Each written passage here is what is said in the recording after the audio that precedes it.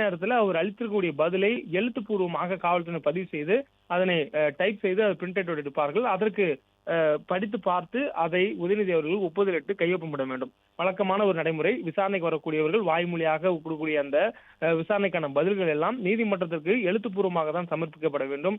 ஒருவர் விசாரணையின் போது சொல்லக்கூடியதும் அடுத்ததாக நீதிமன்றத்தினுடைய விசாரணையின் போது சொல்லக்கூடியதும் வெவ்வேறு விதமாக பேச்சு வழக்கில் மாற்றிக் கொள்வதற்கான வாய்ப்பு இருக்கின்றன. அந்த நேரத்தில் எழுத்துப்பூர்வமாக அவர்கள் கூறிய அந்த விசாரணையின் போது அளித்த பதில்கள் எல்லாம் எழுத்துப்பூர்வமாக மாற்றி அதை ஆவணப்படுத்தி அதை அவரிடம் ஒப்புதல் பெறுவார்கள். உதாரணத்துக்கு உதயநிதியிடம் என்று கேட்கக்கூடிய கேள்விகளுக்கு என்ன கேள்வி கேட்கப்பட்டது, அதுக்கு உதயநிதி அவர்கள் என்ன பதில் சொன்னார், அவர் ஆம் இல்லை என்று ஒரு வரியில் சொல்லியிருந்தால் கூட அதையும் அது பதிலாக அது பதிவு செய்வார்கள். அதே நேரத்தில் அவர் நெடுந்தொடராக பதிலளித்தாலும் கூட அதையும் அதில் முழுமையாக பதிவு செய்வார்கள். அப்படி பதிவு செய்து அந்த கேள்விக்கு இந்த பதில் அவர் அளித்திருக்கிறார் என்ற ஒப்புதலை உதயநிதியிடமே கையொப்பமாக பெற்று அதனை ஆவணப்படுத்துவார்கள். அதைதான் நீதிமன்றத்திலும் விசாரணையின் போது அவர் கொடுத்த சாட்சியாக அவர் கொடுத்த பதிலாக நீதிமன்றத்துக்கு முன்னாக கொடுப்பார்கள். இப்படியான சூழல்ல 6:45 மணி அளவுல தொடங்கின இந்த விசாரணை ஏறக்குறைய அரை மணி நேரத்தை கடந்து போய்கொண்டிருக்கிறது. இன்னும் எத்தனை மணி நேரங்கள் இந்த விசாரணை மேற்கொள்ள முடியும் என்ற விவரங்கள்லாம் இன்னும் வெளியாகவில்லை. அதுவும் குறிப்பாக எத்தனை கேள்விகளை கேட்க காவல்துறையினர் திட்டமிட்டிருக்கிறார்கள் என்ற விவரங்களும் இல்லை.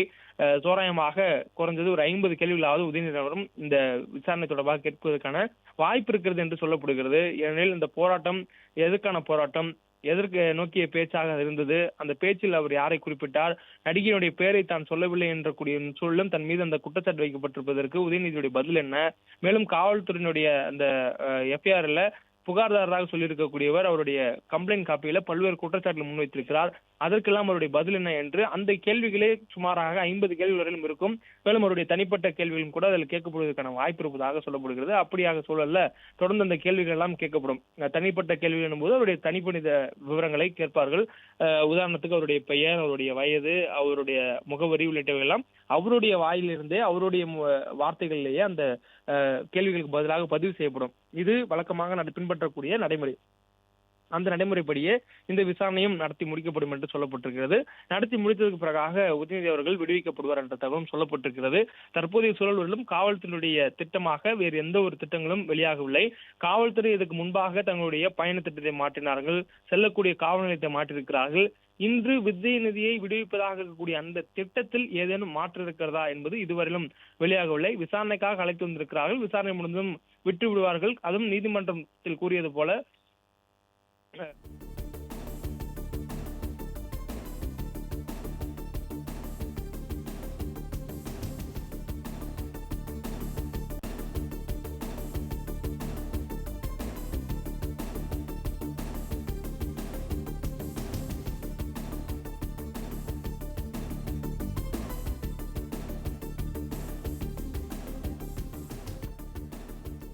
நேற்று தஞ்சையில் நடைபெற்ற ஆர்ப்பாட்டத்தின் போது எதிர்க்கட்சித் தலைவர் உதயநிதி ஸ்டாலின் பேசிய விஷயங்கள் சர்ச்சையான நிலையில் இன்று அவர் மீது பல பிரிவுகளின் கீழ் வழக்கு பதிவு செய்யப்பட்டு விசாரணைக்காக காலை தஞ்சாவூரிலிருந்து காவல்துறையினர் அவரை தஞ்சாவூருக்கு அழைத்து சென்றனர். சற்று முன்னதாக அவர் தஞ்சை சென்றடைந்துள்ள நிலையில் அவரிடம் போலீசார் விசாரணை மேற்கொண்டு வருகின்றனர். இது குறித்த கூடுதல் விவரங்களோடு செய்தியாளர் மாணிக்கம் இணைப்பில் உள்ளார். மாணிக்கம், மேலும் விவரங்கள். நேற்று தஞ்சாவூர்ல திமுக இளைஞரணி செயலாளர் உதயநிதி ஸ்டாலின் தலைமையில ஒரு போராட்டம் என்பது திமுக தலைவர் மு.க. ஸ்டாலினால் அறிவிக்கப்பட்டு நேற்று நடத்தப்பட்டது. அந்த போராட்டம் என்பது 3 முக்கியமான விஷயங்களை முன்னிறுத்தி நடத்தப்பட்ட போராட்டம். ஒன்று, காவிரி விவகாரத்துல தமிழ்நாட்டுடைய நெடுங்கால உரிமைகள் பாதிக்கப்பட்டு வருது. குறிப்பா கர்நாடக அரசு எப்பொழுதெல்லாம் பருவமழை பொய்க்கிறதோ அப்பொழுதெல்லாம் தமிழ்நாட்டுக்கு திறந்துவிட வேண்டிய தண்ணீரை முறையாக திறந்து விடாமல் தேக்கி வைத்துக் கொள்வதும், தங்களுடைய விவசாய பயன்பாட்டுக்கும் குடிநீர் பயன்பாட்டுக்கும் பயன்படுத்துவதாகவும், அதை உபரி நீரை மட்டும் தமிழ்நாட்டுக்கு திறந்து விடக்கூடிய ஒரு வடிகாலாகவும் பயன்படுத்தி வருவது ஒரு நெடுங்கால தமிழ்நாட்டுக்கான ஒரு அநீதியான ஒரு நிகழ்வை கர்நாடகா மேற்கொண்டு வரக்கூடிய சூழல்ல கர்நாடக அரசு தண்ணீர் திறந்து விடுவதற்கான எந்த ஒரு அழுத்தத்தையும் முதலமைச்சர் விஜய் கொடுக்கவில்லை என்ற ஒரு குற்றச்சாட்டை திமுக உள்ளிட்ட கட்சிகள் முன்வைக்கிறாங்க. அதில் முதல் போராட்டமாக திமுக முன்னெடுத்த போராட்டம் நேற்றைய தினம் அறிவிக்கப்பட்டிருந்தது. அந்த போராட்டத்துல திமுகவுடைய 3 முக்கிய போராட்டத்துக்கான காரணங்கள் சொல்லப்பட்டது. முதலமைச்சராக விஜய் பொறுப்பேற்றக்கூடிய சூழல்ல காவிரியில தண்ணீருடைய வரத்து முறையாக இல்லை. குறிப்பாக காவிரி ஒழுங்காற்று குழு, காவிரி நதிநீர் மேலாண்மை ஆணையம், அதே போன்று உச்சநீதிமன்றம் கொடுத்தக்கூடிய தீர்ப்பு இதெல்லாம் பின்பற்றாமல் காவிரியுடைய நீர் உரிமையை மறுக்க வகை நமக்கான உரிமையை மறுக்கும் வகையில கர்நாடக அரசு செயல்படக்கூடிய சூழல்ல அந்த அரசை எதிர்த்தோ இல்ல அந்த அரசை கண்டித்தோ தமிழ்நாட்டுக்கு உரிய நீரை கொடுக்கவில்லை என்பதற்கான ஒரு கண்டனத்தையோ அல்லது ஒரு வேண்டுகோளையோ கூட முதலமைச்சர் விஜய் முன்வைக்கவில்லை.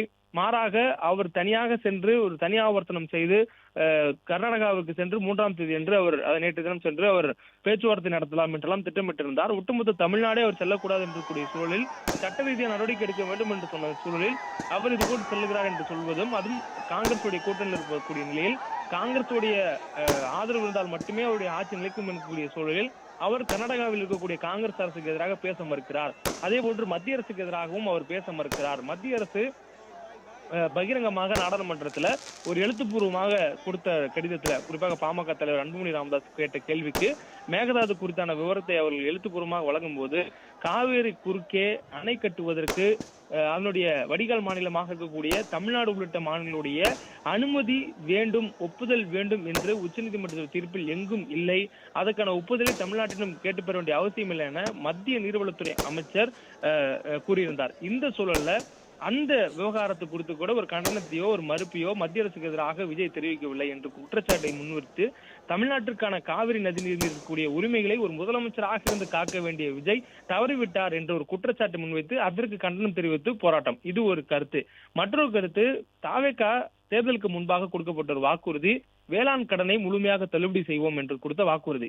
அந்த வாக்குறுதியை முழுமையாக செயல்படுத்தாமல் அவர்கள் முதல் கட்டமாக வேளாண் பயிர்கடன் தள்ளுபடியை 50,000 அறிவித்தார்கள். அதுக்கு பிறகாக அதிகபட்சமாக 75,000 பயிர்கடன் தள்ளுபடி செய்யப்படும் என்றெல்லாம் அவர்கள் அறிவித்தார்கள். அதற்கு முதற்கட்டமாக ஒரு 50,000 அறிவிக்கும் போது RBI ரிசர்வ் பேங்க் ஆஃப் இந்தியாவுடைய கட்டுப்பாடுகள் இருக்கின்றன, எனவே முழுமையாக கடனை எல்லாம் எடுத்துதான் செய்துவிட முடியாது என்ற ஒரு வாதத்தை எல்லாம் முன்வைத்துதான் அந்த செய்தி குறிப்பையே தாவேகா அரசு வெளியிட்டது. ஆனால் அதற்கு பிறகாக 75,000 வரையமாக அதை மாற்றி அறிவிப்பை கொடுத்திருந்தார்கள்.